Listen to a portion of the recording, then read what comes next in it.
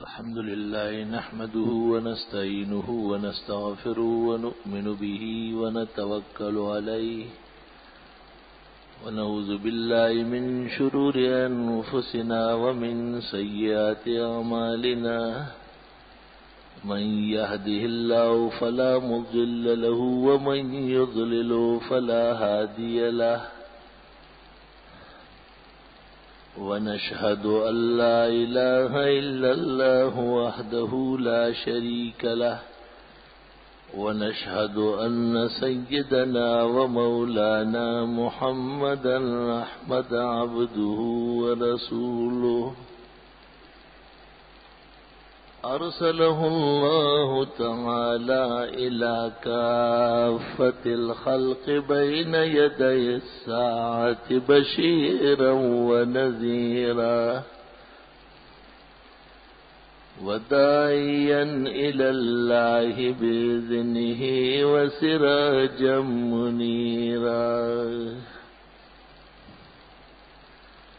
صلى الله تعالى عليه وعلى آله وأصحابه وبارك وسلم تسليما كثيرا كثيرا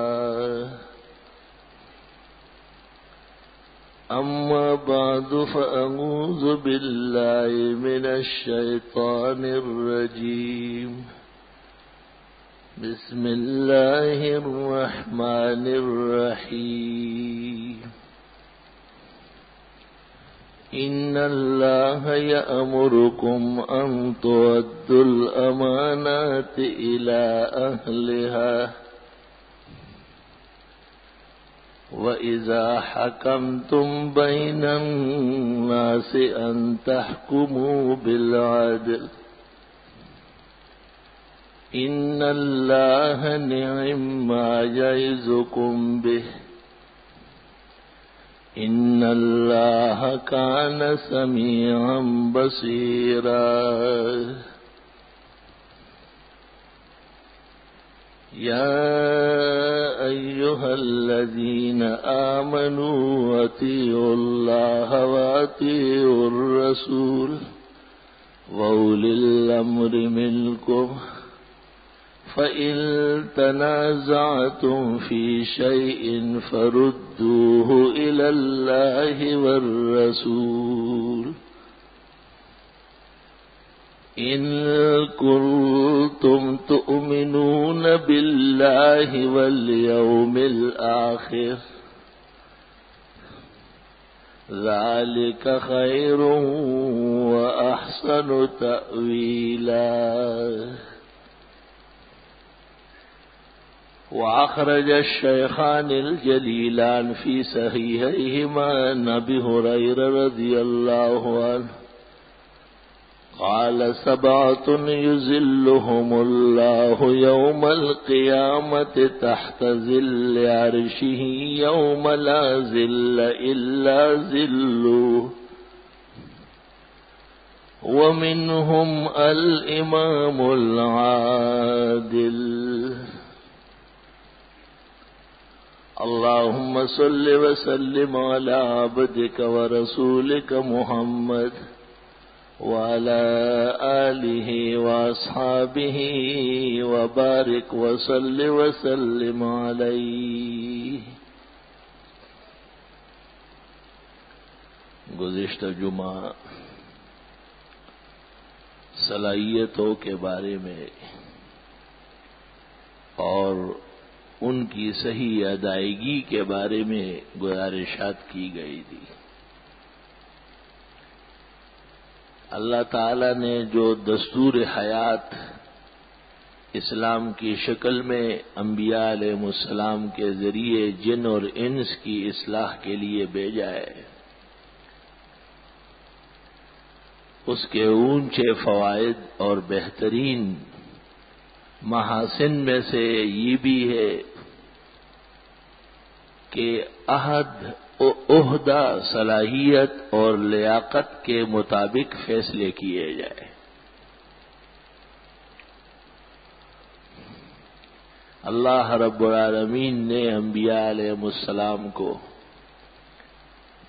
مخلوق کی ہدایت علم کے جمیع صلاحیتوں سے مالا مال تھے.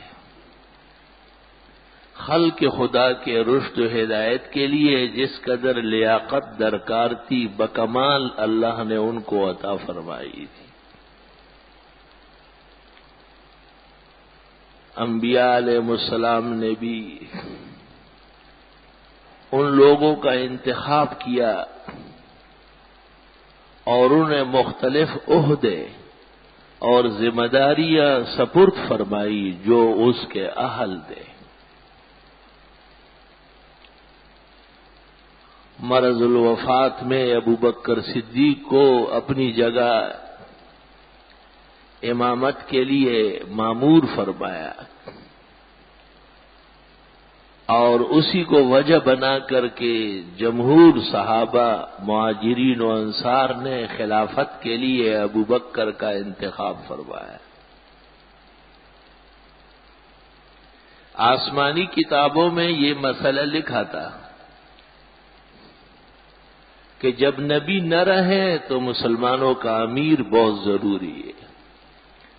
بخاری میں ہے کہ رسول اکرم صلی اللہ علیہ وسلم کے بعد صحابہ سے دور و دراز کے ملک میں لوگوں نے یہ سن کر خوشی کا اظہار کیا کہ رسول اکرم صلی اللہ علیہ وسلم کے جنازے اور تدفین سے پہلے صحابہ نے بالاتفاق ابو بکر صدیق کو خلافت کے لیے منتخب فرمایا اور انہیں خوشخبری دی کہ تمہاری یہ دین اور یہ ملت بخیر و عافیت رہے گی جب تم ایسے باصلاحیت اور اہل لوگوں کو فوراً منتخب کرتے ہو.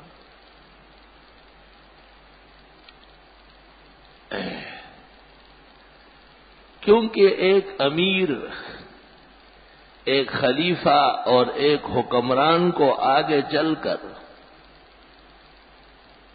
صلاحیت کا مظاہرہ کرنا پڑے گا. ابو بکر صدیق جب خلیفہ منتخب ہوئے 3 قسم کی مشکلات فوراً موجود تھیں. حضرت صلی اللہ علیہ وسلم کے مرض الوفات سے کچھ پہلے مسیلمہ کذاب نے نبوت کاذبہ کا دعویٰ کیا تھا اور حضرت نے اسے مسترد فرمایا تھا اور اس کی تجہیل اور تکذیب آپ نے خود فرمائی. لیکن حضرت کے وصال سے خطرہ پیدا ہوا کہ شاید اس کی تحریک عارضی طور پر صحیح زور پکڑے. کچھ لوگ ایسے تھے جنہیں یہ شبہ ہوا کہ زکوٰۃ جو مسلمانوں کے مال سے حق اللہ کے طور پر وصول کی جاتی ہے یہ امیر اور پیغمبر کے بعد کوئی اور وصول نہیں کر سکتا ہے. انہوں نے خلیفہ اسلام کو بیت المال کے لیے اور مصالح مسلمین کے لیے زکوٰۃ دینے سے انکار کر دیا تھا اور ابو بکر کو کہا کہ آپ خلیفہ ہے لیکن زکوٰۃ نہیں لے سکتے. 2 مشکلات ہو گئی. تیسری مشکل یہ پیش آئی کہ جناب نبی کریم صلی اللہ علیہ وسلم کے آخری ایام میں آپ نے ایک لشکر ترتیب دیا تھا دور و دراز دشمن پر حملے کے لیے اور آپ نے اسامہ ابن زید ابن حارثہ کو اس کا امیر مقرر کیا تھا جو پورے لشکر میں کم سن صحابی تھے. بخاری میں ہے کہ کچھ لوگوں نے پوچھا تھا اور اس پوچھ کو آپ نے اعتراض سمجھا تھا اور فرمایا تم اسامہ کے امیر ہونے پہ اعتراض کرتے ہو. خدا کی قسم اس سے پہلے تم نے اس کے باپ کے امیر ہونے پر بھی اعتراض کیا ہے. وہ اعتراض بھی غلط تھا اور یہ بھی غلط ہے. وہ بھی اہل تھا اور یہ بھی اہل ہے. جب حضرات صحابہ سمجھ گئے تو انہوں نے کہا بس حضرت کا ارشاد اور حکم ہے سر آنکھوں پہ. لیکن جب حضرت وصال ہو گیا، حضرت کے وصال کے بعد صحابہ کو تشویش پیدا ہوئی کہ حضرت جب خود موجود تھے تو ساری ذمہ داری آپ کی تھی، لیکن آج حضرت نہیں رہے، ذمہ داری ہماری ہے. اتنے کم سن شخص کو امیر بنا کر کے اتنا دور لشکر کشی کے لیے بھیجنا، کہیں ایسا نہ ہو کہ یہ مصالح کے خلاف ہو اور مسلمان فوج کو نقصان پہنچے. حضرت ابوبکر صدیق کی خدمت میں صحابہ کا وفد آیا اور ان کے سربراہ تھے حضرت عمر، اور حضرت ابوبکر کو کہا کہ ایسے نازک حالات میں ایک طرف مسیلمہ کذاب ہے، اس سے جنگ کرنی ہے، دوسری طرف مانعین زکوٰۃ کو، اور تیسری طرف یہ اسامہ کو، کم از کم اسامہ کو روکو اور مانعین کو رہنے دو اور مسیلمہ کو پہلے مارو. یہ سن کر حضرت ابوبکر غصے ہو گئے اور حضرت عمر سے کہا اشداد فی الکفر وخوان فی الاسلام. واہ کفر میں کتنے سخت تھے، مسلمان ہو کہ ڈھیلے ہو گئے، اتنا جلدی ہمت ہار رہے. اور وہ تاریخی جملہ کہا ہے اَيُنْقَصُ الدِّينُ وَأَنَا حَيٌّ، دین محمدی میں کمی کی جائے گی اور میں زندہ رہوں گا. زکوٰۃ فرض ہے وہ ان سے لوں گا، مسیلمہ کو قتل کرنا ہے. اور اسامہ سے کہا تقدم یا حبیبی اللہ ینصرک، آپ حضرت روانہ ہو جائے لشکر لے کے، مدد اللہ کرے گا. اور تینوں محاذ پر کامیابی ہو گئی، مانعین بھی تائب ہو گئے، مسیلمہ مارا گیا، اور اسامہ فتیاب ہو کر کے غنائم اور کامرانیوں کے ساتھ بخیر و عافیت واپس لوٹے. کیونکہ جناب نبی کریم صلی اللہ علیہ وسلم نے حضرت ابوبکر کو جو منتخب فرمایا تھا امامت کے لیے، یہ پیش خیمہ تھا کہ یہی پہلا خلیفہ ہوگا اس امت کا، اور امت میں نبی کریم صلی اللہ علیہ وسلم کے بعد ان جیسے باصلاحیت انسان ناممکن ہے. میں نے تفصیل اس پر گزشتہ جمعے کی ہے، آج تو نئے مضمون سے اس کو جوڑ رہا ہوں.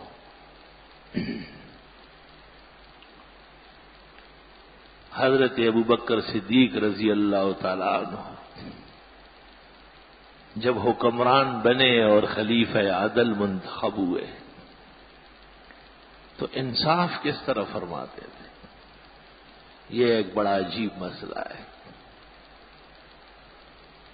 حضرت اپنے گزرے اوقات کے لیے بعض قبیلوں کی بھیڑ بکریوں کا دودھ نکالتے تھے. تو انہوں نے پوچھا کہ اب تو آپ بہت مصروف ہو گئے. فرمایا جب تک خلافت کا بوجھ نہیں ہے مزدوری جاری رہے گی. جب خلافت کا وزن بڑھ گیا، عرب اور عجم اسلام میں آ گئے، روم اور فارس سے نبرد آزمائی شروع ہوئی، تو اجل اصحاب نے ابوبکر سے درخواست کی کہ اب تو یہ کام چھوڑ دو، خلافت کا حرج ہو رہا ہے.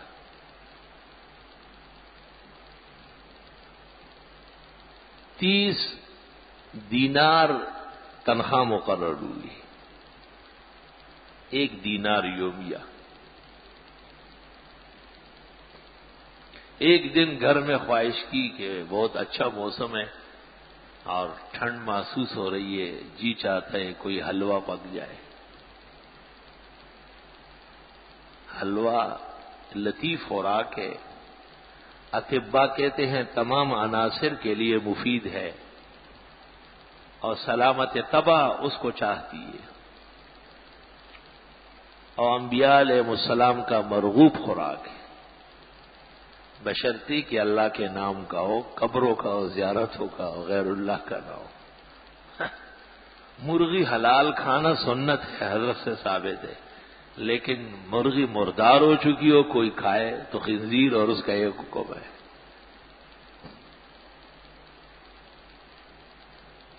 ایک طبقہ ایسا ہے جو حلوے سے بہت مشہور ہو گیا ہے، تو تو اعتراض حلوے پر نہیں ہے، اعتراض غلط خوراک پر ہے، خلاف شرع طریقہ کار پر ہے۔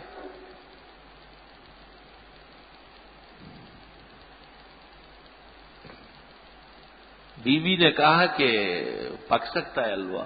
کہا کیسے پکے گا؟ 1 دینار ملتا ہے ہر وہ دن میں خرچ ہوتا ہے۔ تو انہوں نے کہا نہیں، 2 دینار میں بچاتی ہوں ہر مہینے۔ تو حضرت نے فرمایا میں تو تنخواہ بقدر ضرورت لیتا ہوں، ضرورت 28 دینار سے پوری ہوتی ہے، خزانے کے منشی کو لکھا کہ اگلے مہینے سے 28 دیا کرے۔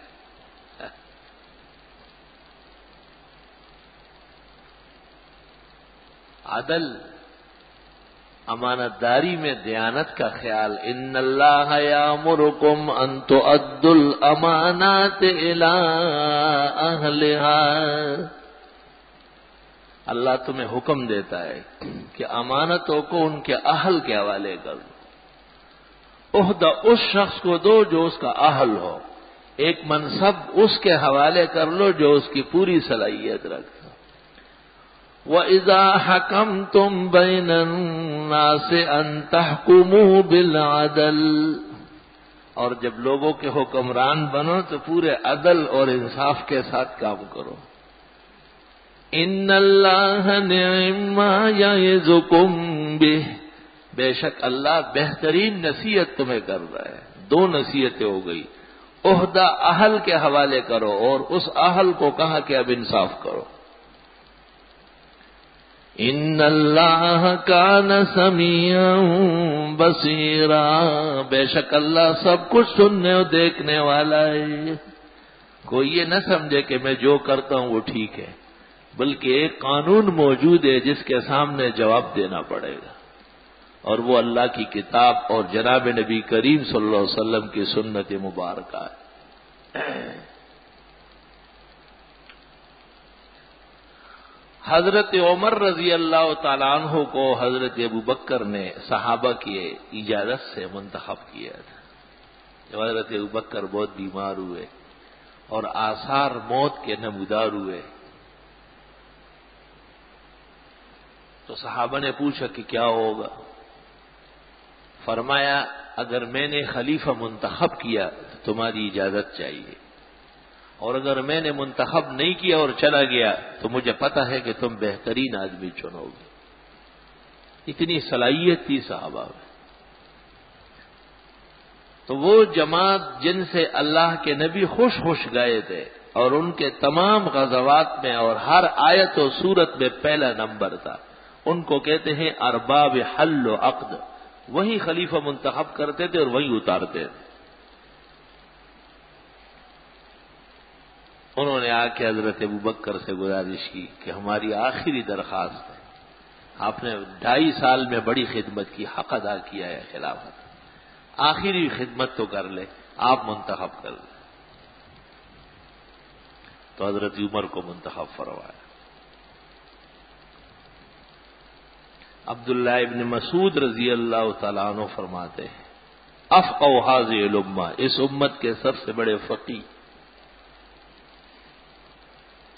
کہ ثلاثۃ من فرسان عقل، 3 آدمی عقل کے بادشاہ ثابت ہوئے، ان پر عقل کا خاتمہ ہے۔ آفرین، کیا عقل خدا نے ان کو دی تھی، 3 ہے۔ ایک تو عزیز مصر جس نے حضرت یوسف کا چہرہ جمال آرا دیکھا اور اپنی بیوی سے کہا اکرمی مثواہ، عزت کی جگہ دے دو، عسا ینفعنا، بہت کام کا آدمی لگ رہا ہے۔ تو عزیز مصر کے اوپر آفرین ہے، وہ عقل کا گنجینہ تھا۔ اور دوسری حضرت شعیب علیہ السلام کی بیٹی جنہوں نے حضرت موسیٰ علیہ السلام کو دیکھا اور اپنے والد حضرت شعیب سے کہا یا ابت استاجرہ، ابا جان ان کو کام کے لیے رکھے، ان خیر من استاجرت القوی الامین، آپ جس کو رکھنا چاہتے ہیں طاقت اور دیانت دونوں ان میں پوری موجود ہے۔ صفورہ جس کو سیفورہ بھی کہتے ہیں، حضرت شعیب نے اسی کے ساتھ حضرت موسیٰ کا نکاح کرایا۔ یہ خاتون بھی عجیب تھی کہ حضرت موسیٰ کی ایک ہی خدمت دیکھ کر کے اپنے والد نبی کو کہا رسول زمانہ کو، یا ابت استاجر، ابا جان انہی کو کام پہ رکھ۔ کام کے تو دو ہی چیزیں چاہیے نا، ایک توانائی طاقت کہ وہ کام کر سکے، فرمایا القوی، دوسرا یہ کہ پھر دیانتدار ہو تو فرمایا الامین، بہت دیانتدار آدمی، ایک ہی نظر میں دیکھ لیا۔ اور تیسرے ابوبکر صدیق جنہوں نے اپنے بعد حضرت عمر کا انتخاب فرمایا۔ یہ تین انسانوں میں باوجود رسول اور نبی نہ ہونے کے عقل کے خزانے، ثلاثۃ من فرسان العقل قالہ ابن مسعود ونقل عنہ القرطبی وکثیر من المفسرین والمؤرخین۔ حضرت عمر رضی اللہ تعالی عنہ نے کس طرح انصاف کیا ہے اور اس عہدے خلافت کو کیسے نبھایا ہے، آسمان اور زمین گواہ ہے کہ عمر کے بارے میں مسلم اور غیر مسلم دونوں مورخ لکھتے ہیں کہ ملأ الارض عدلا و دیانہ، کہ انہوں نے زمین کو عدل و انصاف سے بھر دیا تھا۔ اللہ، عدل اور انصاف کی آزمائش دو وقتوں میں ہوتی ہے۔ ہر شخص عادل ہے، آپ بھی اور ہم بھی، گھر بیٹھے بیٹھے بہت اچھے ہیں۔ دو گھڑیاں دنیا میں پیش آتی ہے، اس وقت پتہ چلتا ہے کہ عدل کہاں ہے۔ ایک جب طاقت سامنے ہو، مقابلہ طاقتور سے ہو، پھر دیکھنا ہے کہ عدل ہے یا نہیں۔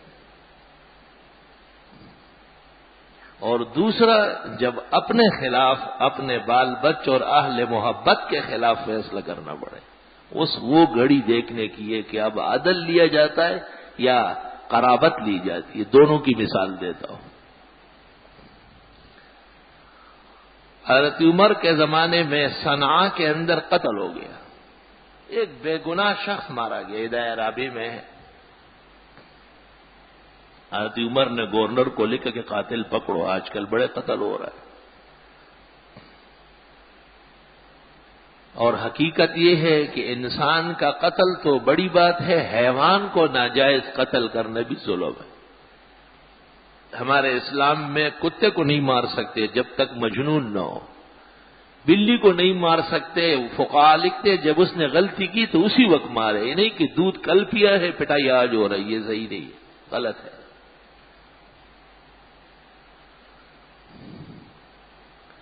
مسلمان کافروں کو مارے اور کافر ان کو مارے، غلط ہے۔ یہ کسی مرزائی یا کسی رافضی کو مسلمان کرنے کا کوئی طریقہ نہیں۔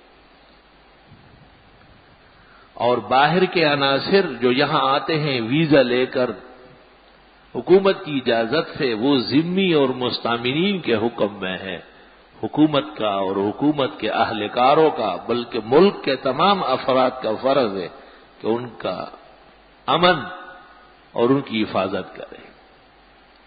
مسلمان میدان میں مارتے ہیں، بزدل بن کر کے ناحق کسی کو نہیں مارتے۔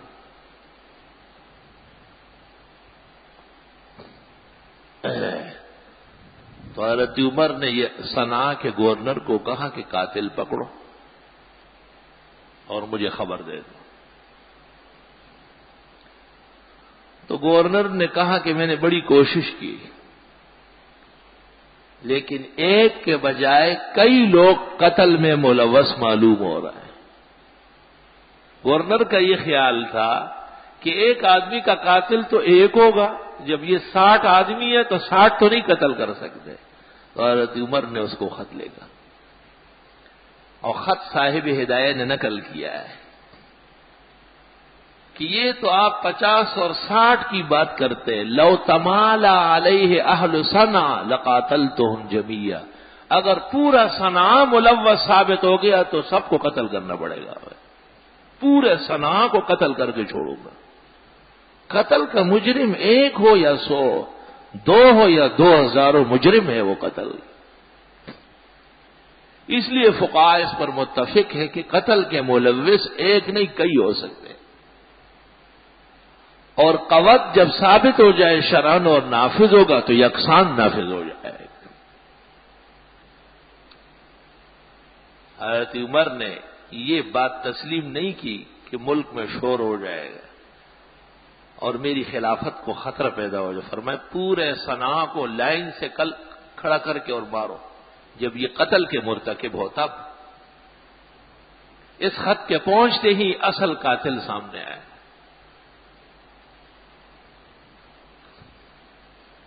اور دوسری آزمائش عدل کی اس وقت ہوتی ہے جب آدمی کے اپنوں پر صاحب عہدہ بادشاہ وقت اس کا اپنا آدمی ملوث پایا جائے تو یہ تو راتوں رات ایف آئی آر ختم اور چھوڑو اسے، تو یہ ہمارا آدمی ہے، تمہارا آدمی ہے تو یہ ملک کو ختم کر سکتا ہے، اس کی اجازت۔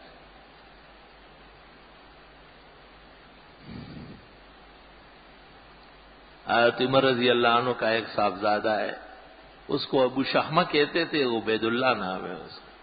بخاری نے حدود میں اس کی طرف اشارہ کیا ہے۔ اس نے یمن جا کر ایک شربت پی لیا، بدقسمتی سے وہ شربت شراب کا تھا، نشہ چڑھ گیا اور دیکھا گیا، ثبوت ہو گیا۔ تو جب پتہ چل گیا کہ یہ تو شراب تھی جو شربت کے نام پر پی گئی ہے، تو گورنر نے یہ خیال کیا کہ امیر المومنین کا بیٹا ہے، دنیا کو پتہ چل جائے گا، دربار میں بلایا اسے بھی اور جلاد کو بھی، اور کمرہ بند کر کے پٹائی لگا دی، حد نافذ کر دی۔ لیکن اندر حضرت عمر کو پتہ چلا تو گورنر کو خط لے گا کہ عام مسلمانوں کو سزا برسر عام ہوتی اور امیر المومنین کے بیٹے کو دربار کے بند کمرے میں ہوتی ہے، ہمیں تو رسول اللہ صلی اللہ علیہ وسلم نے ایسا نہیں فرمایا تھا، اور مجھے تعجب ہے کہ میرا آدمی ہو کر کے آپ اتنے بزدل ہیں کہ میرا خوف محسوس کرتے ہیں اور قیامت کے دن اللہ کی جلالت الوہیت آپ کو مستحضر نہیں۔ گورنر کو معزول فرمایا اور بیٹے کو مدینہ طلب کر کے اور جمعے کے بعد برسر عام اسے کوڑے لگائے، دوبارہ لگائے کہ وہ کلعدم سزا ہے۔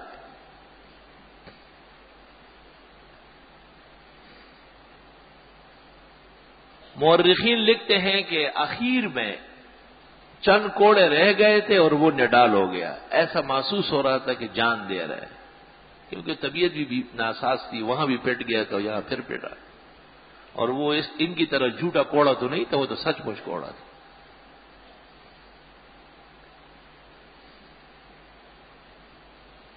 تو جس وقت کوڑے مکمل ہو گئے، سزا نافذ ہو گئی، تو حضرت عمر نے اس کا سر لے کے ران پہ رکھا، ہزاروں قطار روئے اور فرمایا کہ ایسا نہیں ہے کہ عمر کو اپنی اولاد پر رحم نہیں، لیکن قیامت کے دن کا عذاب بہت بڑا ہوگا اور اس کو پھر کم نہیں کر سکوں گا، کسی کی نہیں چلے گی وہاں، اس لیے یہی سزا آپ نے بھگتی اور مبارک ہو، آخرت آپ کی مبارک ہو۔ ان اللہ یامرکم ان تؤدوا الامانات الی اہلها وَإِذَا حَكَمْتُمْ بَيْنَ النَّاسِ أَن تَحْكُمُوا بِالْعَدْلِ، جب تم حاکم بنے ہو تو انصاف کرو لوگوں میں۔ ان اللہ نعم ما یعظکم بہ، اللہ کیا بہترین تاکید تمہیں کرتے۔ ان اللہ کان سمیعا بصیرا، اللہ تو سب کو سننے دیکھنے والا ہے، مخلوق کا لحاظ کا کیا مطلب ہے۔ حضرت عثمان رضی اللہ تعالیٰ عنہ کا دور خلافت آیا ہے، اور حضرت عثمان پر اعتراض تھا کہ اس کو ہٹاؤ اور اس کو ہٹاؤ اور اس کو پکڑو۔ حضرت عثمان نے کہا بخاری میں ہے کہ جب تک شرعی ثبوت نہ ہو میں کوئی بات نہیں مانوں گا، عدل ہے۔ اور لوگوں نے کہا کہ ان کو عہدے دیے ہیں، فرمایا عمر کے زمانے سے، کہا ان کو مال دیا ہے؟ فرمایا اپنے گھر کا مال دیا ہے۔ ابن جریر نے تاریخ میں لکھا ہے انما آتیتہم من مالی ما آتیتہم من مال البیت، میں اپنا مال دیتا ہوں رشتہ داروں کو، بیت المال کا ایک ایک پائی محفوظ ہے، گن لیا، منشی اور تمام حسابات موجود ہے۔ ان تحکموا بالعدل۔ حضرت علی رضی اللہ تعالیٰ عنہ کا دور خلافت آیا تو ایک مقدمے میں حضرت علی پیش ہوئے قاضی شریح کی عدالت۔ قاضی شریح حضرت علی کے شاگرد ہے لیکن قاضی حضرت علی نے اس مقدمے میں اپنے حق میں ایک غلام پیش کیا اور ایک اپنے بیٹے حسن کو پیش کیا۔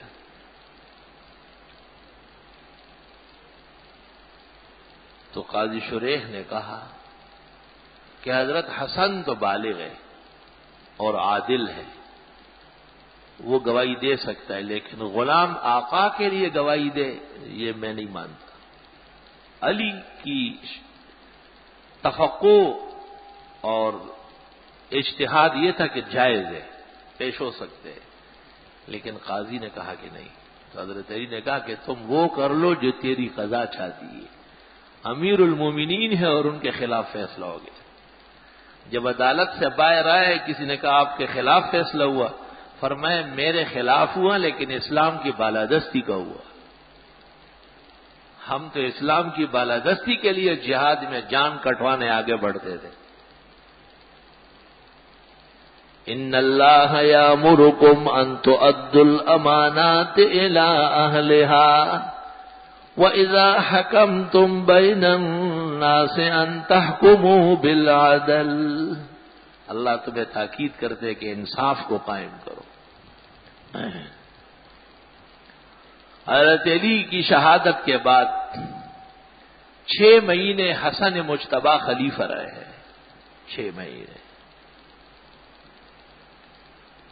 تو حضرت حسن نے لشکر لے کر مدینہ منورہ سے شام روانہ ہو گئے معاویہ پر حملہ کرنے کے لیے، کیونکہ معاویہ اور علی کے درمیان اجتہادی جنگیں ہوئی ہے۔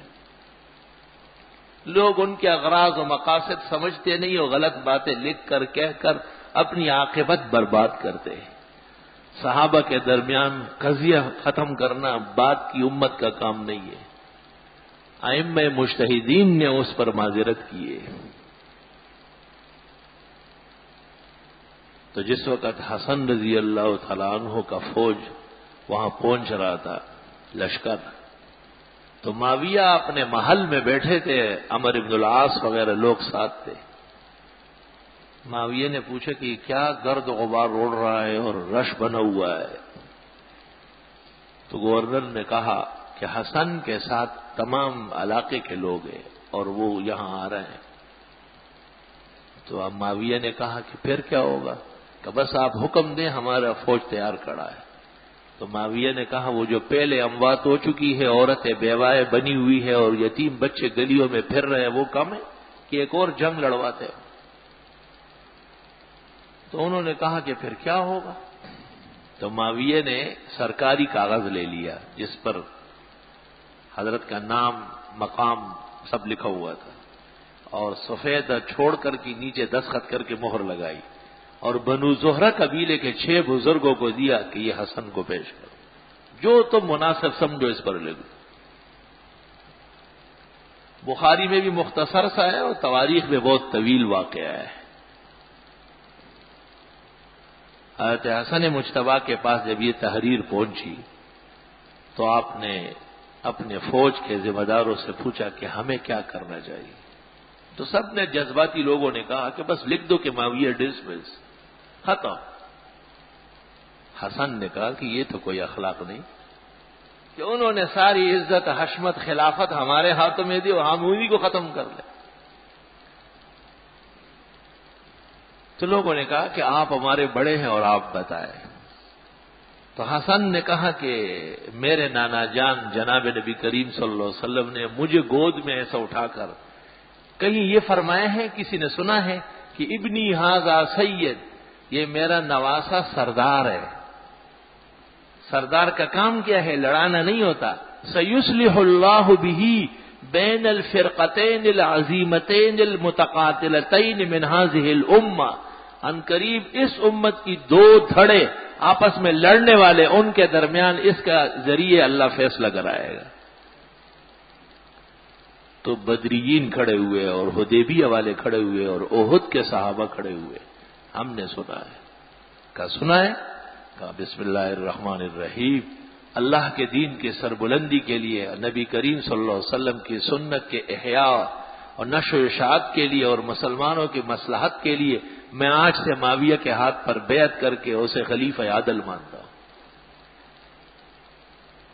ان اللہ یأمرکم ان تؤدوا الامانات الی اہلہا. اللہ حکم دیتا ہے کہ امانت اہل کے حوالے کرو. وَإِذَا حَكَمْتُمْ بَيْنَ النَّاسِ أَن تَحْكُمُوا بِالْعَدْلِ.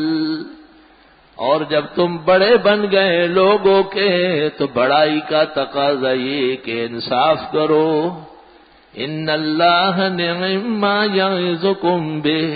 یہ بہترین نصیحت تمہیں اللہ کر رہا ہے. ان اللہ کان سمیعا بصیرا. بے شک اللہ سب کچھ سننے اور دیکھنے والا ہے. اللہ خلافت، علم، منصب امارت، دنیا کے ہر جا اور حشمت کا جب مومن کے ہاتھ میں آئے، پہلا کام یہ ہے کہ وہ اس کو عدل اور امانت کے ساتھ استعمال کر لے.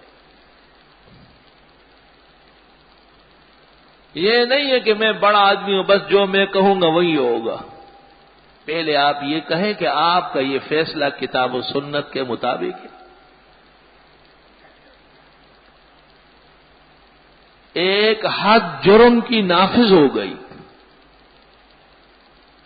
اور اسے آپ ڈسمس کر دیں.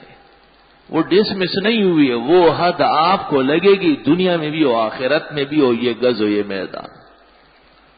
ہم نے ان سے پہلے بھی بڑوں کو دیکھا ہے جو بچ نہ سکے اور نہ بچنے والے. جناب نبی کریم صلی اللہ علیہ وسلم کے زمانے میں جو بنو مخزوم قبیلے کی ایک عورت نے جرم کیا، چوری ثابت ہو گئی اور لوگ سفارش کرنے کے لیے اسامہ کو لے آئے جو حضرت کے بڑے چہیتے تھے. ابھی شروعی تقریر میں ان کا ذکر ہوا ہے. بڑے محبوب تھے بہت زیادہ. من یکلم رسول اللہ صلی اللہ علیہ وسلم. صحابہ کہتے کون بات کرے گا ایک عورت کو معاف کرانے کے لیے؟ تو اسامہ سے کہا آپ.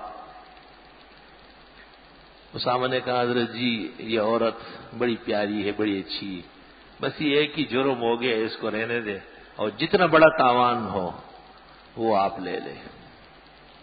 بخاری شریف میں ہے. یہ سن کر فتلون وجہ رسول اللہ صلی اللہ علیہ وسلم. چہرے اطہر بالکل بدل گیا، رنگ بدل گیا، سرخ غصے ہو گئے.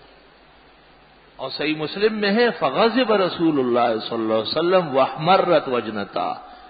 غصے ہو گئے اور چہرے انور سرخ پڑ گئے. یا اسامہ اتشفع فی حد من حدود اللہ.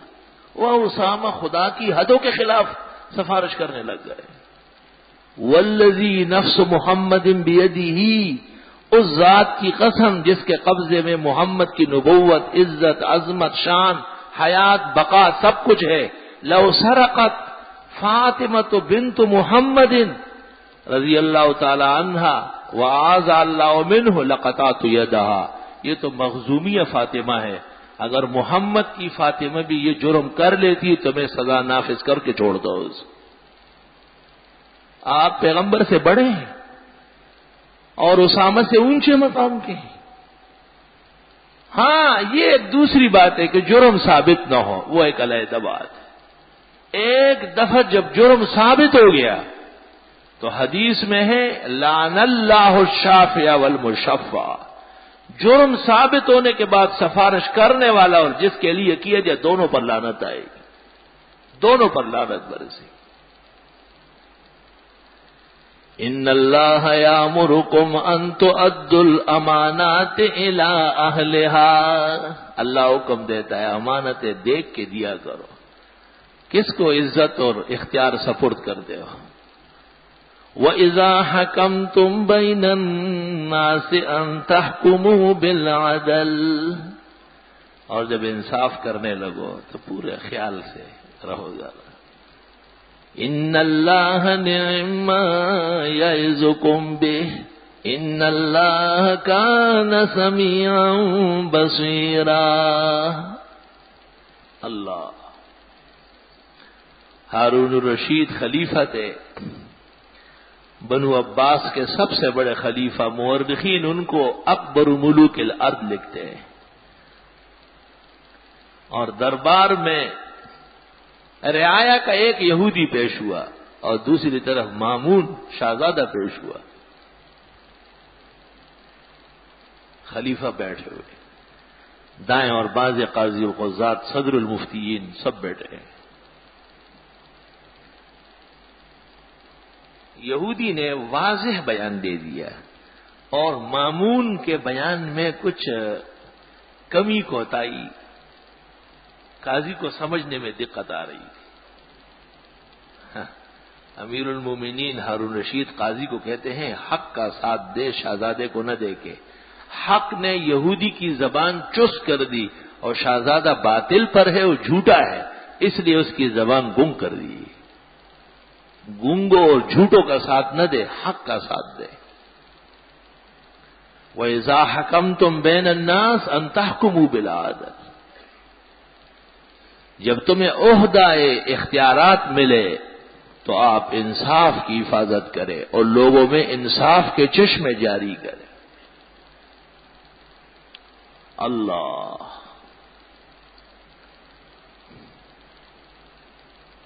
417 میں ہندوستان فتح ہوا، محمود غزنوی نے غزنی سے آ کر کے یہاں سومنات تس نس کیا، اور آج تک ہندو وہ بدلے لے رہے ہیں، کیونکہ بعد میں آنے والے مسلمانوں میں دنیا پرستی تو ہے لیکن دین پرستی کمزور ہے، اور فتح و نصرت اللہ دین کی وجہ سے فرماتے، صرف شکل اور انسانوں کی تعداد پہ نہیں دیتا۔ اب اگر یہ کروڑوں ہیں اور اس وقت گنتی کے تھے، لیکن ہندوؤں کو پیٹنا اور ان کی پٹائی کرنا جانتے تھے، آج یہ پٹ رہا ہے کیونکہ انہوں نے اسلامی تعلیمات پس پش ڈالے ہیں، اور یہ کوئی چھوٹی بات نہیں ہے، نہیں یہ کوئی عام سی بات ہے کہ ہر مولوی کہتے ہیں، بالکل واضح ہے، بالکل واضح ہے۔ جو لوگ اسلام پر مستقیم ہیں اور وہ اپنے نظام اخلاق میں اور دینیات میں سچے ہیں، بظاہر ختم ہونے کے باوجود وہ ختم نہیں ہے، اور انشاءاللہ وہ ختم کر کے چھوڑیں گے۔ انشاءاللہ ہمارا یہ ایمان ہے کہ کچھ بشری لغزشوں کے نتیجے میں وقتی پسپائی ہوئی ہے، وَهُمْ مِنْ بَعْدِ غَلَبِهِمْ سَيَغْلِبُونَ فِي بِضْعِ سِنِينَ، چند سالوں میں اللہ ان کی کھوئی ہوئی طاقت پھر بحال فرمائے گا، اور پہلے سے بڑھ کر مار لگائیں گے، اور پورے عالم کو سزا دینے کی سزا ظالم کو دیں گے۔ وہ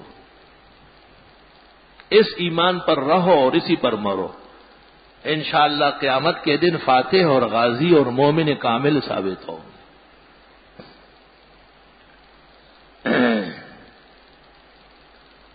سلطان محمود غزنوی 423 میں فوت ہوئے، بالکل ابتدائی دور ہے۔ شمس الائمہ سرخسی اور ان کا ایک زمانہ ہے، وہ 434 میں ہے۔ اللہ، سلطان دربار میں بیٹھا تھا، ایک دربار ایسا لگتا تھا کہ اس میں قضات پیش ہوتے تھے، سربراہان ملک کے پیش ہوتے تھے، ان کے کیسز ہوتے تھے، وہ بادشاہ خود فیصلے کرتا تھا، اور قاضیوں کے پورے پنچایت ساتھ ہوتے تھے، اور تمام کتب قضا کی بچھی ہوتی۔ سلطان خود بہت بڑا عالم ہے، الفرید کے نام سے فقہ حنفی میں کتاب لکھی ہے، شبلی نے سیرت النعمان میں لکھا ہے کہ اس کی 50 جلد ہے۔ مولانا عبدالحی لکھنوی نے سعایہ میں لکھا ہے کہ میری نظر میں محمود کی کتاب سے بڑی کتاب فقہ کی آج تک کسی نے نہیں لکھی. ایسے ٹرو فرو بادشاہ نہیں تھے، عالم بادشاہ ہوتے.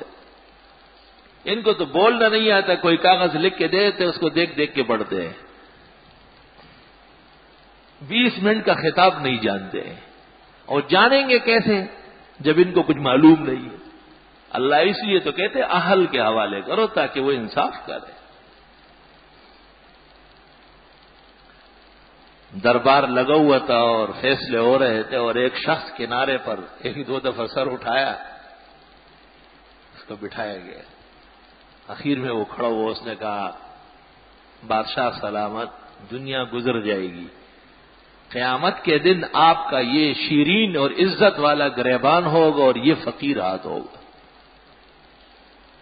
اس نے کہا، بادشاہ گھبرا گیا، کیونکہ بادشاہ کو منہ پر ایسا کہنا آسان کام نہیں، اور اللہ کے دربار کا حوالہ دے دیا. تو بادشاہ نے کہا جو کچھ کہنا ہو یہی کہہ دو، وہاں معاف رکھو، وہاں میرا بہت کام ہوگا اور بہت پریشان ہوگا. کہا میرا کام یہ ہے کہ وہ آپ لوگوں کے سامنے نہیں سن سکتے ہیں، وہ عزت کا مسئلہ ہے. تو بادشاہ نے لوگوں سے کہا کہ تھوڑی دیر کے لیے ہٹو. وہ قریب آیا، بادشاہ کو کہا کہ ایک شخص میرے گھر آنے کا عادی ہوا ہے، اور وہ رات کو آ کر کے مجھے باندھ لیتا ہے یا مجھے گھر سے نکال دیتا ہے، اور پوری رات میری بیوی کے ساتھ بدفعلی کرتا ہے. اور میں نے ہر طرح شکایت کی اور ہر افسر کو، لیکن وہ بہت طاقتور ہے، کوئی شخص اس پر ہاتھ نہیں ڈال سکتا ہے. میں نے پہلے کہا کہ عدل تو 2 وقت معلوم ہوتا ہے، طاقتور کے سامنے اور محبت کے سامنے. محبت اپنوں کی ہوتی ہے اور طاقت غیر کی ہوتی ہے. سلطان نے کہا کہ مانتا ہوں کہ آپ بہت بڑے صدمے سے دوچار ہیں. اب جب وہ آئے تو آپ فوراً میرے پاس آئے، اور سلطان نے یہ کہہ کر تمام چوبداروں کو، محل سرا کے نگہبانوں کو بلایا، رات دن جو ڈیوٹی دیتے تھے، کہ یہ شخص جس وقت آئے گا اور میں جہاں ہوں گا روکیں گے نہیں، سیدھا آئے گا.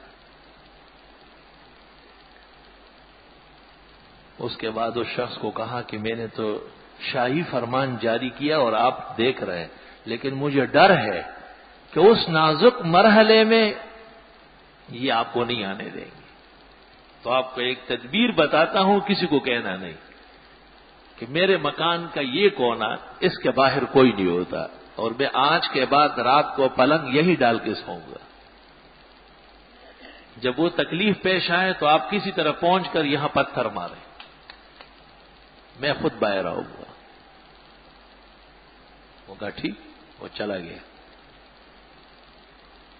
تاریخی فرشتہ میں لکھا ہے چند دن نہیں گزرے کہ وہ اندوہناک واقعہ پیش آیا، اور یہ بھاگتا ہوا روتا ہوا رات کے پاسداران کے پاس آیا کہ خدا کے لیے بادشاہ نے آپ کو میرے لیے کہا تھا اور میں بہت تکلیف میں ہوں، مجھے جانے دو. نے کہا جاؤ یہاں سے. بادشاہ سلامت دن بھر مصروف پریشان رہتے ہیں، رات کے چند لمحے آرام کے ہم ان کو بے آرام ہونے دیں گے؟ یہ سمجھ گیا. یہ فوراً گیا، پتھر لے کے شاہی محل کا کونا پیٹا. بس یہ کرنا ہی تھا کہ دیکھا سلطان تلوار ہاتھ میں سیدھا باہر آیا، اور شاہی گھوڑے کو ٹھیک کر کے اس کو کہا پیچھے بیٹھو، اور بڑی تیز رفتاری سے وہاں پہنچا. جب وہاں داخل ہوا تو سب سے پہلے تو اس کو کہا کہ آپ دیا گل کر لے، بتی بجھا دے. بتی بجھا دی اس نے اس کو مارا، اس کی گردن دور جا کے گری. اس کو کہا کہ مبارک ہو، اللہ نے آپ کے دشمن کو ہمیشہ ہمیشہ کے لیے ختم کر دیا. ایک گلاس پانی جلدی پلاؤ. اس شخص نے پانی بھر کے بادشاہ کو پیش کیا. پانی پینے کے بعد بادشاہ چل پڑا. اس نے پوچھا حضرت دونوں باتیں سمجھ نہیں آئی. ایک تو آتے ہی آپ نے بتی گل کر دی، حالانکہ یہ کام تو روشنی میں کرنے کا تھا. تو بادشاہ نے کہا کہ اس لیے کہ یہ میرا سگا بن جائے، کہیں میری بہن کا چہرہ سامنے آ کر کے مجھے عدل سے انصاف سے نہ روکے،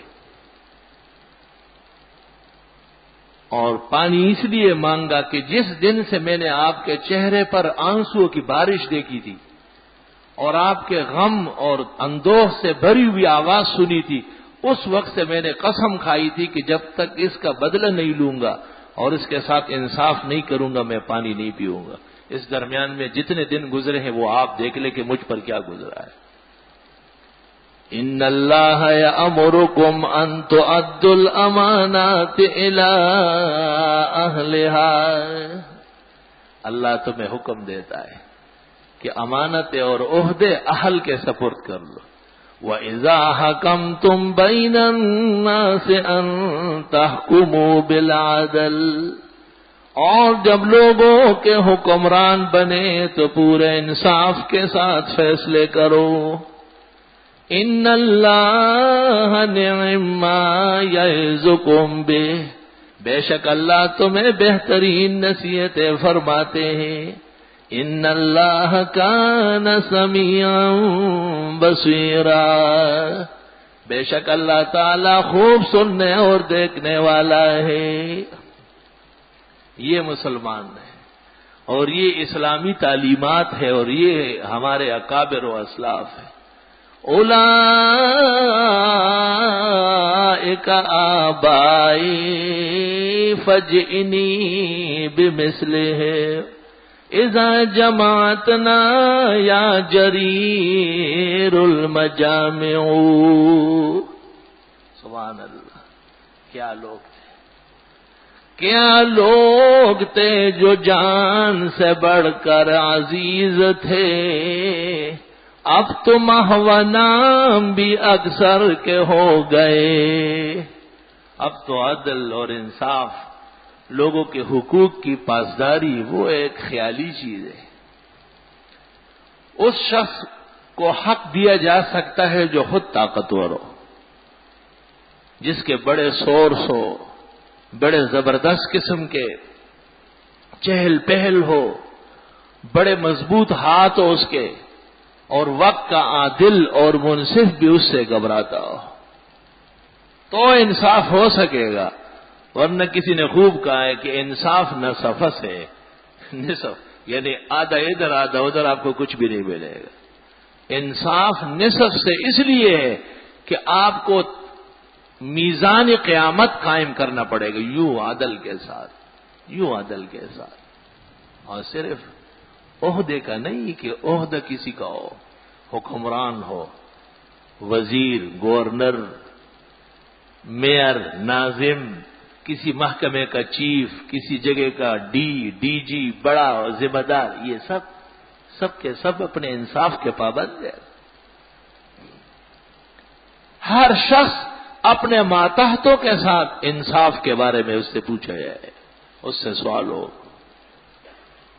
حدیث میں ہے ایک عورت سے گھریلو معاملات پوچھے جائیں گے۔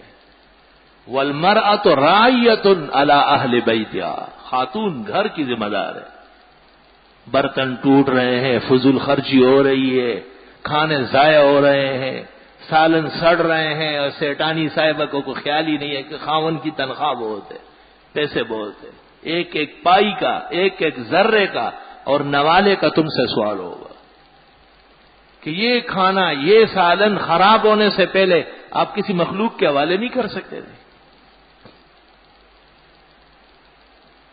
ان تحکموا بالعدل، انصاف سیکھو ذرا۔ اس لیے اسلام میں بڑا اور چھوٹا، یہاں تک کہ نبی اور امتی، بادشاہ اور رعایا، وہ ایک جیسے عدل کے پابند ہوتے ہیں۔ ایک ہی صف میں کھڑے ہو گئے محمود و ایاز، نہ کوئی بندہ رہا نہ کوئی بندہ نواز۔ اللہ، اور یہی وہ مرحلہ ہے۔ بعض اوقات بادشاہ میں عدل نہیں ہے، وزیر میں ہے، اور کبھی وزیر ظالم ہے اور بادشاہ حد درجے کا لائق اور انصاف پسند ہے۔ کبھی بڑے افسران نااہل نالائق، ایک چھوٹا افسر غیرت کا مجسمہ، کردار و گفتار کا پیکر، ایمان کی صلاحیتوں کا مظاہرہ کرنے والا، اللہ اس سے دین کی سربلندی کا کام لے لیتا ہے۔ ان اللہ یأمرکم ان تؤدوا الامانات الی اہلہا، اللہ حکم دیتا ہے، اللہ تعالی کا حکم ہے کہ امانتوں کو اہل کے حوالے کر لو۔ اور حدیث میں ہے لا ایمان لمن لا امانت له، جو لوگ امانت داری نہیں کرتے ہیں وہ بے ایمان ہے، ولا دین لمن لا عہد له، اور جو عہد و پیمان اور وعدے کا خیال نہیں کرتے وہ بے دین ہے، ان کا دین نہیں ہے۔ وَإِذَا حَكَمْتُمْ بَيْنَ النَّاسِ، اور جب لوگوں کے بڑے بنو، ذمہ دار بنو، ان تحکموا بالعدل، پورے انصاف کے ساتھ رہو۔ ان اللہ نعم ما یعظکم بہ، بے شک اللہ بہترین نصیحتوں کی تمہیں تاکید فرماتے ہیں۔ کہتے ہیں انصاف کی ابتدا کڑوی ہے، نتیجہ میٹھا ہے۔ ظلم کی ابتدا میٹھی ہے لیکن نتیجہ بھیانک ہے اور اندھیرا ہے۔ بخاری نے باب قائم کیا الظلم ظلمات یوم القیامہ، ظلم قیامت کے دن اندھیرا بن کر کے ظالم کو اندھا کر دے گا، اندھا ادھر ادھر لڑکتا رہے گا، دنیا حیران ہو جائے گی کہ اس کو کیوں نظر نہیں آتا، وہ یہ ظالم تھا، زمانے پرلے درجے کا ظالم تھا۔ ظلم دو قسم کا ہے، ایک ظلم عقیدے میں ہے کہ ایک اللہ کے بجائے دوسرے کو متصرف، حاجت روا، مشکل کشا، قریب اور بعید سے سننے والا اور مدد کو پہنچنے والا سمجھتا ہے۔ ان الشرک لظلم عظیم، اللہ فرماتے ہیں شرک بہت بڑا ظلم ہے، کیونکہ اللہ بڑا ہے اور اللہ کی ذات بڑی ہے، اس کے اختیارات بڑے ہیں، اس کی صفات و شان بڑی ہے، تو چھوٹے چھوٹے اس کے پیدا کیے ہوئے وہ چلاتا ہے ان کو اور ان کو آگے پیچھے کرتا ہے، یہ فلاں بابا، یہ فلاں بابا، تم نے خدائی بابوں کے حوالے کر دی، کسی کی 11ویں دی اور کسی کی 13ویں دی اور یہ اس کے خدا بن گئے، تلک اذن قسمت ضیزی، وہ بابے ہے کہاں؟ کہیں بیٹھے ہوئے پہاڑ کے اوپر، مر چکے ہیں، مٹی میں قبر میں رکھے جا چکے ہیں۔ اور اسلامی عقیدہ یہ ہے کہ مسلمانوں کے دعا کے محتاج ہے، وہ دعا کے محتاج ہے، ہر میت اپنی شان کے مطابق۔ احسان مردے کے ساتھ یہ کہ جب آپ قبر پر حاضر ہو جائے تو دعائے مغفرت اور رفع درجات کر۔ مردے کے پاس کیا تال بھرے ہوئے کہ وہ آپ کو دے؟ ای خیالست محالست جنو، یہ پاگل پن اور کمکل پن کی بات ہے۔ دوسرا ظلم، وہ پیغمبر کی سنت کے مقابلے میں بدعت کو دین سمجھنا ہے، تو گویا ظالم بیٹا ظالم کائنات کے اندر بدعتی ہے، جس کے عقیدے میں شرک ہے اور عمل میں بدعت ہے، اور عاقبت اس کی برباد ہے، اور وہ معاشرے کے لیے ایک ناسور ہے۔ اس کی نمازیں غلط، زکوٰۃ ڈسمس، روزے اور حج بیکار، اور یہ سب آیات و احادیث سے ثابت ہے۔ حضرت نے مکہ کیوں چھوڑا تھا؟ بیت اللہ کیوں نہیں جا سکتے تھے؟ وہاں مشرکین کا غلبہ تھا، اور حدیث بخاری میں ہے جب مکہ فتح ہوا سن 8 میں تو آپ نے جانے سے انکار کیا جب تک کہ 360 بت توڑ کے پھینک نہ دیے گئے، اور میں نہیں جاؤں گا اندر۔ تو مشرک کے شرک کی وجہ سے بیت اللہ کو چھوڑا ہے، ان کی وجہ سے مکہ چھوڑنا پڑا ہے۔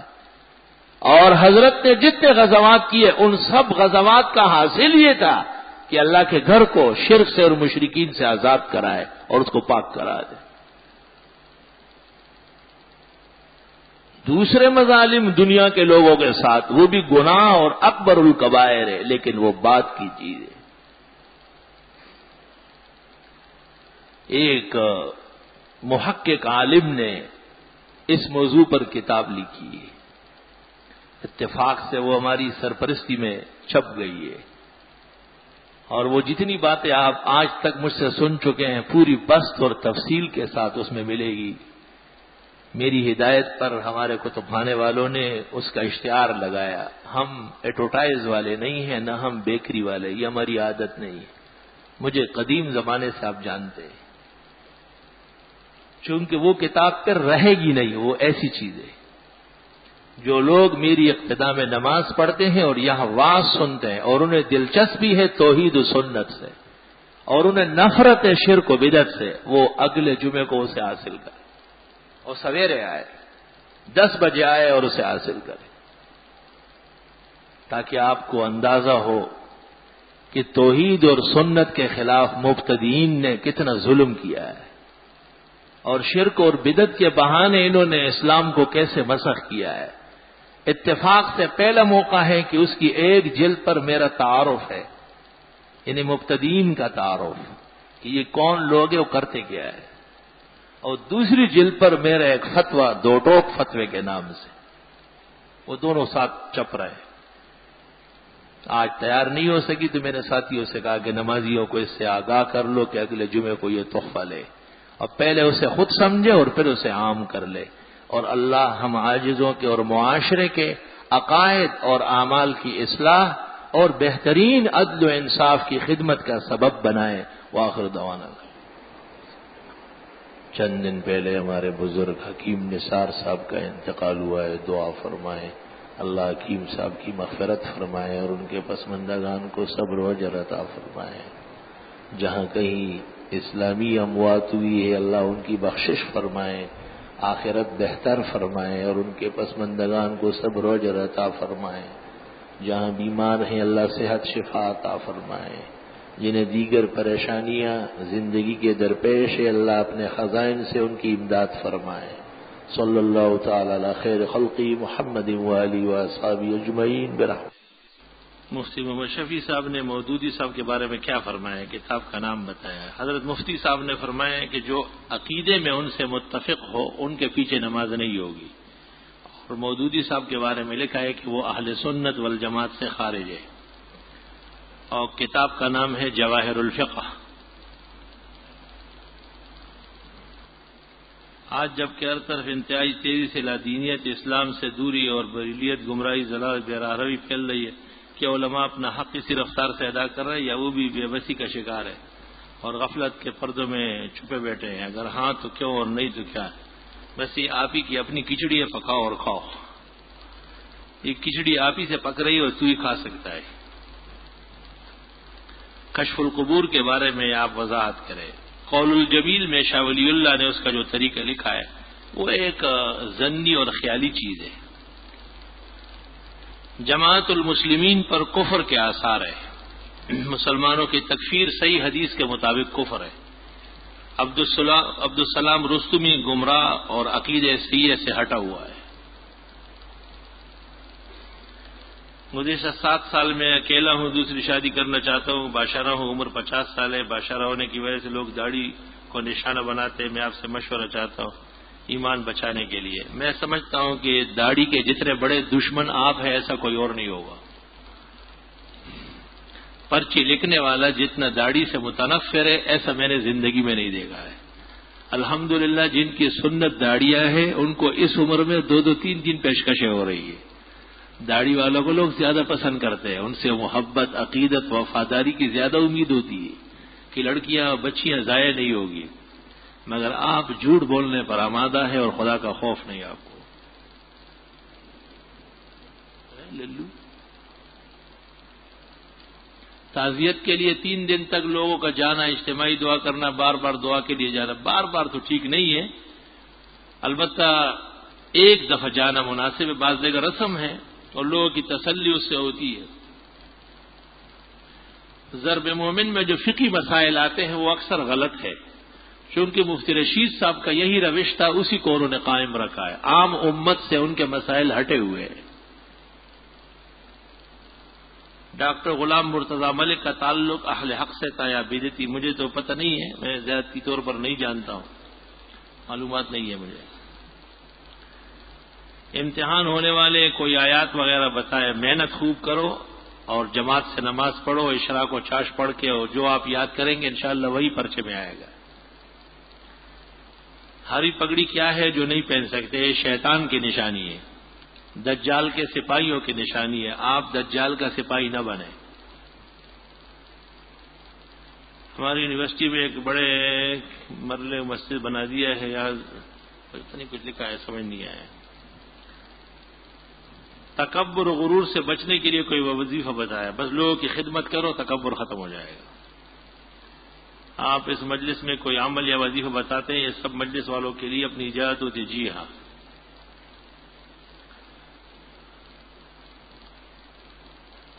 فقیر محمد نورانی رات کو وفات پا گئے، ان کی مغفرت کے لیے، اگر وہ مسلمان مرا ہے اللہ مغفرت فرمائے۔ مجھے نماز میں بہت پتہ نہیں کیا ہوتی ہے، بہت کوشش کرتا ہوں، نماز فرض ہے، آپ کا دل چاہے یا نہیں پڑھنی پڑے گی۔ مولانا صاحب ہم جو یہ شلوار ٹخنے سے اوپر کرتے ہیں تو اس کا صحیح طریقہ کار کیا ہے؟ بس ٹخنے کھلنا چاہیے، اور صحیح طریقہ کار کیا؟ نیچے رسی باندھے آپ یا اوپر سے نیفا بڑھاتی ہے، تیری مرضی ہے۔ شریعت کہتی ہے کہ ٹخنے مرد کے کھلے رہنے چاہیے۔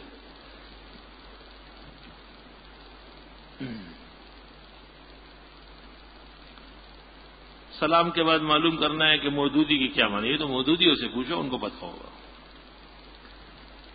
سلام کے آپ سے عرض ہے کہ حضرت صلی اللہ علیہ وسلم فرمایا، جس شخص نے صحابہ سے بغض کیا اس نے مجھ سے بغض کیا، جس نے صحابہ نفرت کی اس نے مجھ سے، جس شخص نے صحابہ کو برا کہا اس نے مجھے برا کہا۔ تو اس ارشاد کے باوجود جس نے ایسا کیا ہے وہ واقعی ایمان پر نہیں مرے گا۔ امیر شریعت اللہ شاہ بخاری ٹوپی کیوں نہیں پہنتے تھے؟ یہ ان کی غلطی تھی، ٹوپی پہننا سنت ہے، عطا اللہ شاہ بخاری شریعت نہیں ہے، یہ ان کی غلط فہمی تھی۔ اتنے بڑے آدمی ہونے کے باوجود یہ ایک عمل ان کا کمزور تھا۔ مغرب کی نماز میں اگر سہون قنوت پڑھی تو نماز صحیح ہوگی یا نہیں؟ سہون اگر پڑھی تو غلطی ہے، ویسے پڑھ سکتا ہے ضرورت ہے۔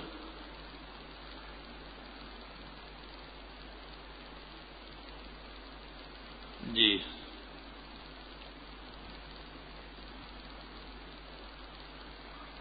جی دیہات میں اگر ایک گھر ہو تو وہاں مسجد بنانا کیسا ہے؟ ایک گھر والے بھی نماز پڑھیں، وہ ایک گھر کی مسجد ہوگی۔ ایجوز اطاعت المشرف الامور المملکہ عاملہ، یعنی اذا کان هو یمدح الدین ویخدم فینبغی ان یخدم والا فلا۔ اگر پشاور کا کوئی بندہ کراچی میں فوت ہو جائے تو اس کی لاش یہاں سے پشاور لے کر جانا شرعن کیسا ہے؟ منع ہے۔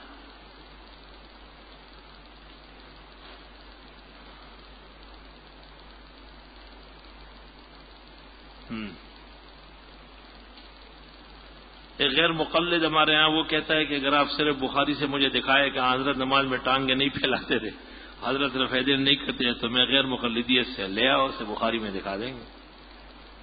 مولانا صاحب سوال یہ ہے کہ ترجمے والے قرآن جو کہ اردو یا انگریزی زبان میں ہو بغیر وضو کے پڑھ سکتے ہیں؟ بشرطی کہ اس میں تفسیر ہو، یعنی قرآن کے علاوہ چیز، اگر قرآن کریم ہی ہے اور کوئی چیز نہیں تو پھر نہیں پڑھ سکتے۔ یاد سے تو پڑھ سکتے ہیں لیکن قرآن کو ہاتھ لگانے کے لیے وضو فرض ہے۔ کیا نامعلوم قضا عمری کی فجر کی نماز فجر کی جماعت کے بعد بھی جماعت سے پہلے بھی پڑھ سکتے ہیں؟ قضا عمری عصر سے پہلے عصر کے بعد بھی پڑھ سکتے ہیں، البتہ لوگوں کے سامنے نہ پڑھے۔ فکری امام کے پیچھے وفاق کے ایک تحریر شائع ہے، اس سے معلوم ہوتا ہے کہ ان کے پیچھے نماز نہیں ہوتی۔ بدعتیوں کی اذان کا جواب نہیں ہے۔ اگر کوئی شخص نماز پہلی صف میں پڑھ رہا اس کا وضو ٹوٹ جائے تو وہ کیا کرے؟ وہ الارم بجانے والی گھڑی پہن لے اور وہ بجاتا رہے، چلتا چلا جائے۔ کیا کرے گا؟ ناک پہ ہاتھ رکھ کے روانہ ہو جائے، وضو کر کے آئے۔ صف مکمل کرنے کے لیے نمازی کے سامنے سے گزر سکتے ہیں۔ اگر آدمی نیت باندھے اور اس کے بعد آگے صف میں جگہ خالی ہو جائے تو نیت توڑ کر آگے جانا چاہیے؟ جی نہیں، اسی طرح آپ آگے بڑھے، قدم بڑھا دیں۔ نماز کے اندر یہ فعل جائز ہے، صفوں کی درستگی کے لیے آگے بڑھنا۔ عورت کے لیے خواتین کے مدرسے میں حدیث و تفسیر پڑھانا کیسا ہے؟ جائز ہے۔ ایک مسئلہ سمجھا کر ہم احسان فرماتے ہیں، کیا غیر مسلم آغاخانی رافضی کو سلام کرنا چاہیے؟ کفار کو سلام منع ہے۔ مسجد یا مسجد سے کسی گمشدہ چیز یا کسی انسان کا اعلان کروانا منع ہے، حدیث میں بد دعا ہی ہے ایسا شخص۔ نماز جنازے کے بعد دائرہ بنا کر اس میں قرآن کی گردانی کی جاتی ہے، اسقاط ثابت ہے اور ہیلہ بھی۔ اگر کوئی شخص نماز پڑھ رہا ہے تو فتن نماز کھڑی ہو رہی تو وہ کس وقت نماز ختم کرے؟ بس قاعدہ کر کے نماز ختم کرے، پورا کر لے، بہتر یہی ہے۔ کسی قسم کا عمل علم حاصل کرنا فرض ہے، دنیاوی یا دینی؟ دین مقدم ہے، دنیا بعد میں۔ کیا یہ حدیث صحیح کر علم حاصل کرو چاہے چین جانا پڑے؟ یہ جھوٹی روایت ہے، پیغمبر کی طرف اس کی نسبت ثابت نہیں ہے۔ اگر کوئی شخص بیت الخلاء میں ہے اور اذان ہو رہی ہے تو کیا وہ جواب دے سکتا ہے؟ نہیں، بیت الخلاء میں ذکر الہی منع ہے۔ میرے بیٹے کا نام عمر ہے مگر وہ اپنے چھوٹے بھائیوں کو بہت تنگ کرتا ہے، ماں باپ کا کہنا نہیں مانتا، اس کی عمر تقریباً 15 سال ہے، کیا اس کا نام تبدیل کروائے؟ عمر تو ایسے نہیں تھے، حضرت عمر رضی اللہ عنہ سے تو پوری امت کو آج تک آرام مل رہا ہے۔ یہ عمر نام کا اثر نہیں، یہ آپ کی غلط تربیت اور غلط نطفے کا اثر ہے۔ آپ خود صحیح ہو جائے۔ اپنا پیسہ وصول کرنے کے لیے اگر کسی کو سودی قرضہ دلوایا جائے تو اس کے لیے کیا حکم ہے؟ حرام، ناجائز، جہنم میں جلیں گے۔ آغاخانی فرقے کے لوگ کہتے ہیں کہ خلیفہ اول علی تھے اور صحابہ نے علی سے خلافت چھین کر، وہ کفار ہیں، ان کی باتیں غلط ہے۔ آغا خان والے ایسے کافر مرتد جیسے مرزائی کافر ہے۔ ایک جگہ پڑھا ہے کہ حضرت نے ایک ہاتھ سے پانی پینا منع فرمایا، معلوم یہ کرنا ہے۔ یہ مجھے جگہ نہیں ملی لیکن زاد المعاد نظر سے گزری ہے کہ بہتر ہے کہ دونوں ہاتھوں سے گلاس یا کنڈول پکڑے، یہ ادب ہے۔ میرے پاؤں میں چوٹ لگی ہوئی ہے اور وضو کرنے کے لیے بھی خون نہیں روکتا، یعنی خون بہتر رہتا ہے، عصر کی نماز کا وقت بھی قریب ہے، ایسی صورت میں نماز قضا کروں یا پڑھ لوں؟ نہیں، آپ پٹی ایسی باندھ لیں کہ خون باہر نہ آئے۔ صبح نماز کے لیے اٹھنے میں مجھے مشکل ہوتی ہے، سورۃ کہف کی آخری آیتیں پڑھ کر سوئے اٹھیں گے۔ معذرت کے ساتھ دوست کو آپس میں شکایت ہے کہ آپ بغیر ٹوپی والے حضرات سے ہاتھ نہیں ملاتے اور جھڑک دیتے، ان کا کہنا ایسا یہ درست ہے اور وہ بے ادب ہے جو مسجد میں ننگے سر آ کر کے پھر الٹا مجھ سے ہاتھ ملاتے ہیں۔ وہ مجھ سے ہاتھ نہ ملائے، پہلے سر ڈھکے۔ حضرت میں ایک ایسے علاقے میں رہتا ہوں جہاں آس پاس صحیح عقیدے والوں کی مسجد نہیں ہے، یعنی اہل حدیث بدعتیوں کی مسجد ہے۔ میری نیت یہ ہے کہ میں انہیں دین کی تبلیغ کروں، اگر میں ان کے امام کے پیچھے نماز پڑھوں۔ دین کی تبلیغ آپ پر فرض ہے، نماز آپ کی نہیں ہوگی۔ اس کی مثال ایسی ہے جیسے کوئی کہے کہ میرے پاس کھانا نہیں ہے، پاخانہ پڑا ہوا ہے، تو ہم یہ جواب نہیں دیں گے کہ آپ پاخانہ کھائیں، ہم کہیں گے کہ آپ کھانا کھانے کی کوشش کریں۔ کافر کے پیچھے نماز نہیں ہوتی، اور یہی تفصیل آپ کو اگلے جمعے کو کتاب میں ملے گی انشاءاللہ۔ حضرت میں کراچی کا شہری ہوں، حیدرآباد میں پڑھائی کی نیت سے 4 دن ہفتے میں رہتا ہوں، وہاں مکان کرائے پر ہے۔ دریافت یہ کرنے کا ہے میں قصر نماز، بہتر یہ ہے کہ جب بھی وہاں جائے 15 دن کی نیت کرے۔ ڈاکٹر غلام مرتضیٰ ملک جن کا پچھلے دن انتقال، ان کے بارے میں دریافت کرنے کا یہ صاحب دیوبند سے نسبت رکھ، سنا یہی ہے، خود مجھے معلومات نہیں ہے۔ ایک صاحب کے پاس میرے پیسے گزشتہ 2 سال سے کاروباری حوالے سے پھنسے ہوئے، اور وہ صاحب بھی پیچھے سے پیسے نہیں ملنے کی وجہ سے بہت تنگ ہے، اور ان کی یہ اللہ آسان فرمائے۔ اگر کوئی آدمی جنابت کی حالت میں کسی کا سر دم کر لے، بہت بری بات ہے، اگرچہ ذکر جائز ہے، تاہم ایسے دم کا کیا اثر جس میں نہ وضو اور نہ استنجا ہو۔ الہدا انٹرنیشنل ڈاکٹر فرحت گمراہ اور بے دین ہے، اس کے درد سے بچنا چاہیے۔ ابوبکر صدیق کا انتقال کس ہجری میں ہوا؟ 3 سال تھا، یعنی 13ویں ہجری میں۔ آپ کو غسل کس نے دیا تھا؟ ان کے صاحبزادوں نے۔ کیا یہ کہہ دینے کہ میں نے 3 طلاق دی، طلاق واقع ہو جاتی ہے؟ آج کل ڈاکٹر حضرات جدید آلات کے ذریعے خاتون کے رحم میں بچہ ہو یا بچی پہچانتے ہیں، حالانکہ اللہ رب العزت فرماتے ہیں ان اللہ علم الساعہ وینزل الغیث ویعلم ما فی الارحام۔ ڈاکٹر صاحب سے وہ الٹرا ساؤنڈ مشین دور رکھ لے اور اپنا پیٹ دکھائے کہ آپ نے ساگ کھائے یا گوشت کھائے، پتہ چل جائے گا۔ ڈاکٹر صاحب کو اپنے پیٹ کا خود پتہ نہیں ہے، اپنا نبض نہیں جانتا جب تک کہ مشین نہ لگا لے۔ تو ڈاکٹر غریب آپ کی طرح لا علم ہے، وہ آلات کے ذریعے جو جانتے ہیں وہ علم غیب نہیں ہے۔ علم غیب بغیر وسیلے اور سبب کے ہوتا ہے۔ حضرت شیخ الہند مالٹا جیل سے رہائی کے بعد علی گڑھ تشریف لے گئے تھے، وہاں تاریخی وعظ فرمایا ہے۔ خلفائے راشدین کی انگوٹھیوں پر جو مہر لکھی تھی وہ بیان کرے کسی موقع پہ انشاءاللہ۔ بدعتی اس آیت وَيَوْمَ نَبْعَثُ مِنْ كُلِّ أُمَّةٍ شَهِيدًا عَلَيْهِمْ مِنَ الْفَضْلِ وَجِئْنَا بِكَ شَهِيدًا سے دلیل پیش کرتے، غلط ہے، وہ ان کی دلیل صحیح نہیں ہے۔ اونٹ تیری کون سی کل سیدھی ہے؟ غیر مقلد صحیح عقیدہ نہیں ہو سکتے، تقلید کا انکار خود گمراہی ہے۔ آپ نے کہا دجال کے ساتھ 70,000 ہری پگڑی والے ہوں گے، مشکات شریف جلد 2 صفحہ 477۔ پتہ نہیں سماعت کمزور ہے یا مشکات نہیں مل رہی۔ رفع یدین کے رد کرنے کی کون سی کتاب ہے؟ بخاری شریف۔ شاید جو آج کل لوگ انگریزی داڑھی رکھتے ہیں اس کی شرعی حیثیت کیا ہے پتہ نہیں، انگریزی داڑھی کون سی ہے؟ تو مرزائی داڑھی رکھتے ہیں بعض بچے، یہاں داڑھی 2-4 بال ہے اور یہاں نہیں ہے، یہ مرزائی کٹ کہلاتے ہیں، کفر ہے، صحیح داڑھی رکھنا چاہیے۔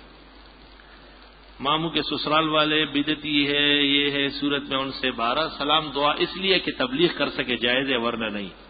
عصر کی نماز کے بعد قضا نماز ادا کر سکتے ہیں جی۔